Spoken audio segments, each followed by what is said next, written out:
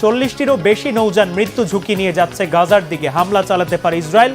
তারা কি পারবে ফিলিস্তিনে পৌঁছাতে? ভয়াবহ বিপর্যয়ের মুখে আমেরিকা। তালা ঝুলছে বিভিন্ন সরকারি অফিসে।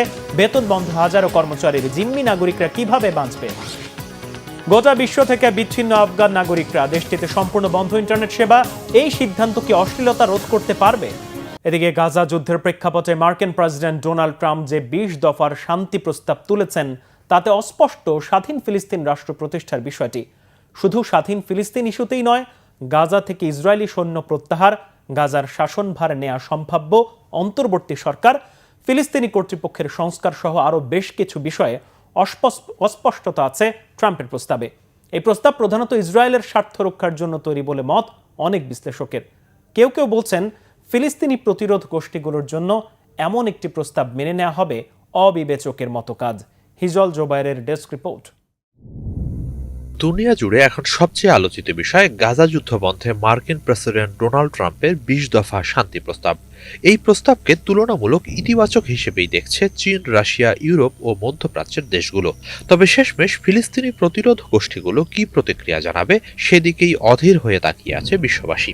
তুলনামূলক ইতিবাচক মনে হলেও 20 দফার এই শান্তি প্রস্তাবে অস্পষ্ট স্বাধীন ও সার্বভৌম ফিলিস্তিন রাষ্ট্র প্রতিষ্ঠার বিষয়টি। এ বিষয়ক অস্পষ্টতা এবং অন্যান্য বেশ কিছু দফা বাস্তবায়নের প্রক্রিয়া নিয়ে বিস্তারিত না থাকায় এ পরিকল্পনা ভেস্তে যেতে পারে বলেও মনে করছেন অনেক বিশ্লেষক।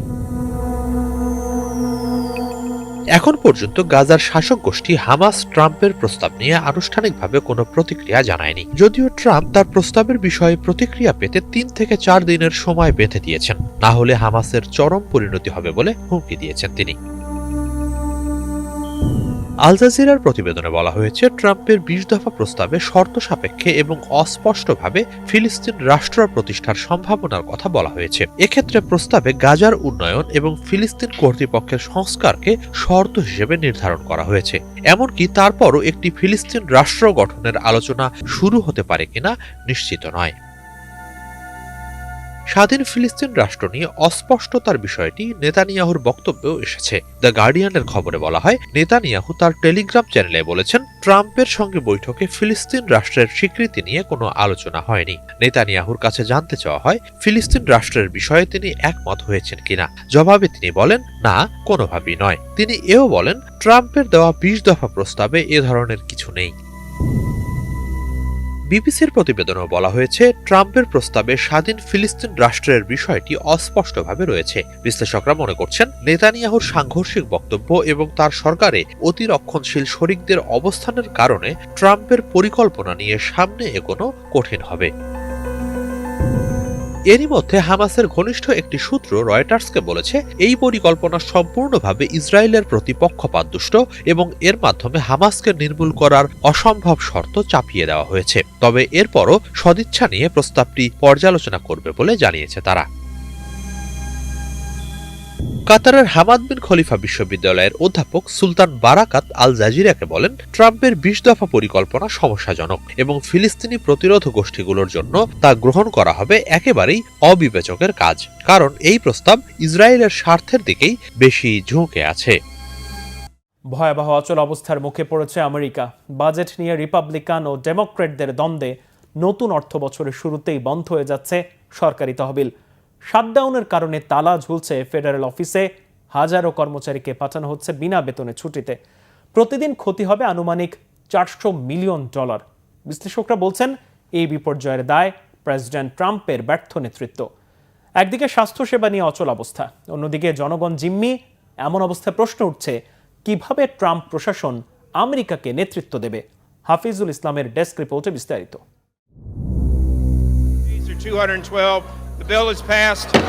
যুক্তরাষ্ট্রের ওয়াশিংটনে শুরু হয়েছে চরম এক রাজনৈতিক নাটক।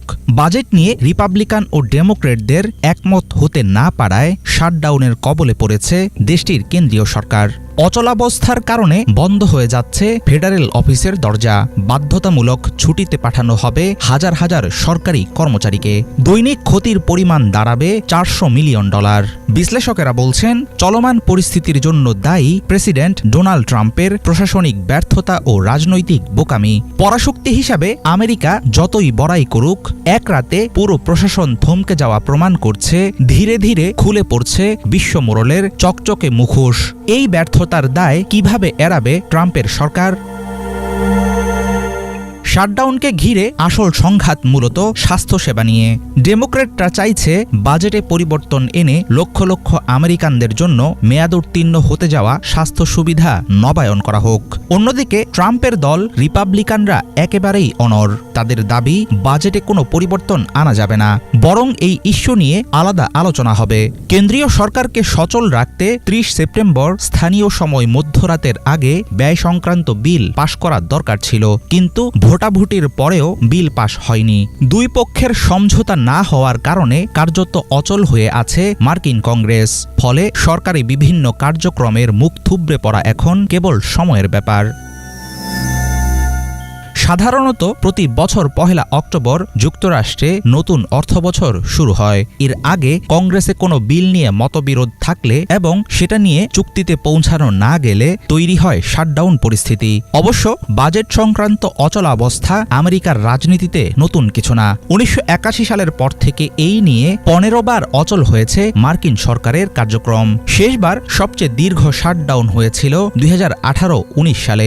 তখনও দেশটির ক্ষমতায় ছিলেন প্রেসিডেন্ট ডোনাল্ড ট্রাম্প। সেইবার মোট 35 দিন ধরে বন্ধ ছিল সরকারি কার্যক্রম। চলমান বিপর্যয়ের জন্য ডেমোক্র্যাটদের দিকে আঙুল তুলেছেন প্রেসিডেন্ট ডোনাল্ড ট্রাম্প। তিনি হুঁশিয়ারি দিয়েছেন, বাজেট আটকে গেলে তার প্রশাসন অপরিবর্তনীয় ও শক্ত কিছু সিদ্ধান্ত নেবে। গত কয়েকদিন আগেই সরকারি কর্মচারীর সংখ্যা কমিয়ে আনার ইঙ্গিত দিয়েছিলেন ট্রাম্প। বাংলাদেশ সহ বিভিন্ন দেশের পার্লামেন্ট সদস্য, মানবাধিকার কর্মী ও স্বেচ্ছাসেবকদের অংশগ্রহণে 40টিরও বেশি নৌযান নিয়ে গঠিত এই নৌবহর এগিয়ে যাচ্ছে গাজার দিকে। যে কোনো মূল্যে এই নৌবহর আটকে দেওয়ার ঘোষণা দিয়েছে বর্বর ইসরায়েলি বাহিনী। গাজায় কি পৌঁছাতে পারবে এই মানবিক ফ্লোটিলা, নাকি আবারও নির্লজ্জের মতো আটকে দেবে ইসরায়েল? ডেস্ক রিপোর্টে জানাচ্ছেন ইমরান মাহমুদ। গাজা উপকূলের দিকে এগোচ্ছে এক অভূতপূর্ব মানবিক উদ্যোগ সুমুদ ফ্লোটিলা। 40টিরও বেশি নৌযান নিয়ে গঠিত এই বড় আকারের নৌবহনে রয়েছে বাংলাদেশ সহ বিভিন্ন দেশের সংসদ সদস্য, আইনজীবী, গণমাধ্যম কর্মী, মানবাধিকার কর্মী ও স্বেচ্ছাসেবক। আল জাজিরাতে প্রকাশিত একটি প্রতিবেদনে বলা হয়, ফ্লোটিলাটি মূলত ইসরায়েলের আরোপিত সমুদ্র অবরোধ ভাঙতে গাজায় পৌঁছানোর চেষ্টা করছে। তাদের দাবি, ইসরায়েল আন্তর্জাতিক সামুদ্রিক আইন লঙ্ঘন করে গাজায় মানবিক সহায়তা প্রবেশে বাধা দিচ্ছে। ফ্লোটিলা শব্দের অর্থ হচ্ছে একসঙ্গে চলমান নৌযানের বহর। এর আগেও বিভিন্ন মানবাধিকার সংগঠন গাজায় সহায়তা পৌঁছানোর জন্য ফ্লোটিলা পাঠিয়েছিল, যার মধ্যে 2010 সালে মাভি মারমারা ঘটনা আন্তর্জাতিকভাবে ব্যাপক আলোচনার জন্ম দিয়েছিল। এবারের উদ্যোগের নাম দেওয়া হয়েছে সুমুদ ফ্লোটিলা। আরবিতে সুমুদ মানে ধৈর্য ও দৃঢ়তা। এর মধ্য দিয়ে বোঝানো হচ্ছে, গাজায় দীর্ঘদিনের অবরোধ ভাঙার জন্য এই প্রচেষ্টা কেবল মানবিক সহায়তা নয়, বরং প্রতিরোধের প্রতীকও। ফ্লোটিলায় বাংলাদেশের পক্ষ থেকে অংশ নিয়েছেন আলোকচিত্র সাংবাদিক শহীদুল আলম। বুকে শহীদ আবু সাইদের ছবি আর মাথায় নিশ্চিত মৃত্যুর ঝুঁকি নিয়ে তিনি গোটা বাংলাদেশের হয়ে প্রতিনিধিত্ব করছেন ইসরায়েলের আগ্রাসনের বিরুদ্ধে। দ্য গার্ডিয়ানের তথ্যমতে এই ফ্লোটিলায় সুইডিশ পরিবেশ কর্মী গ্রেটা থানবার্গও রয়েছেন। ইতালি ও স্পেন নিজেদের নাগরিকদের সুরক্ষার কথা মাথায় রেখে কিছু নৌযান পাঠালেও তারা 150 নটিক্যাল মাইল দূর থেকে ফিরে আসে। তবে ফ্লোটিলা থামতে রাজি নয়। এতে করে পরিস্থিতি ক্রমশ জটিল হয়ে উঠেছে। সংবাদ সংস্থা রয়টার্সের একটি প্রতিবেদন মতে, কনসায়েন্স নামের একটি তুর্কি জাহাজ, যা গত মে মাসে ড্রোন হামলায় ক্ষতিগ্রস্ত হয়েছিল, পুনরায় ইতালির উত্রান্ত বন্দর থেকে যাত্রা শুরু করেছে। তুর্কি এমপি সেমা সিলকিন জানান, জাহাজটি হামলার পরও গাজায় পৌঁছতে বদ্ধপরিকর। উল্লেখ্য, ওই হামলার জন্য ইসরায়েলকে দায়ী করা হলেও তারা এর দায় অস্বীকার করেছে। ইসরায়েলি গণমাধ্যম টাইমস অফ ইসরায়েল জানিয়েছে, দেশটির নৌবাহিনী ইতোমধ্যেই ফ্লোটিলাটি আটকানোর জন্য প্রস্তুতি নিচ্ছে। তারা দাবি করছে গাজায় প্রবেশ করা যে কোনো অননুমোদিত জাহাজ হামাসের হাতে চলে যেতে পারে এবং এর মাধ্যমে অস্ত্র পাচারের সুযোগ তৈরি হতে পারে। তবে আন্তর্জাতিক মহল একে মানবিক সহায়তা ঠেকানোর অমানবিক পদক্ষেপ হিসেবেই দেখছে। অন্যদিকে সাধারণ মানুষ সামাজিক মাধ্যমে এই ঘটনাকে নিয়ে ব্যাপক আলোচনা করছে।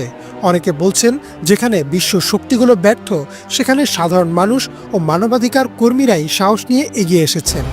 আবার অনেকের ধারণা ইসরায়েল যদি ফ্লোটিলার উপর আক্রমণ চালায় তবে তার নতুন করে 2010 সালের মাবি মারমারা ঘটনার পুনরাবৃত্তি ঘটাবে এবং ইসরায়েল আরও তীব্র আন্তর্জাতিক আইন ও কূটনৈতিক চাপে পড়বে।